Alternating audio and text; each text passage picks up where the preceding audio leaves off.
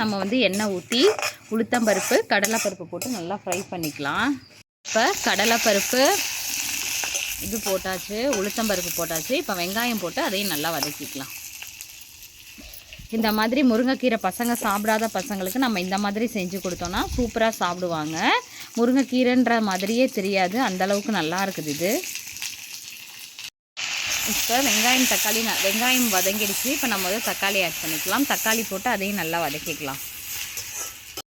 இப்போ என்னென்ன போட்டிருக்கோன்னா கடலைப்பருப்பு, உளுத்தம்பருப்பு, வெங்காயம், தக்காளி, காஞ்ச மிளகா, அதுக்கப்புறம் கொஞ்சமாக புளி சேர்த்துக்கோங்க.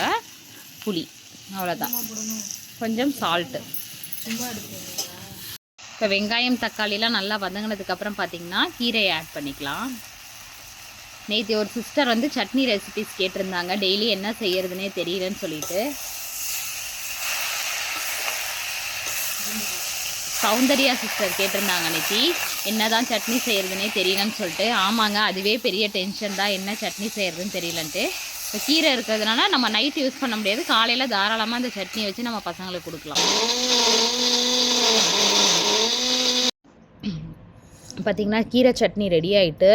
கீரை சட்னி துவையல் எப்படி வேணாலும் சொல்லலாம். கண்டிப்பாக ட்ரை பண்ணி பாருங்கள், மஸ்ட்டு ட்ரை ரெசிபி, செம்ம டேஸ்ட்டாக இருக்குது. பிரபா எப்படி இருக்குது?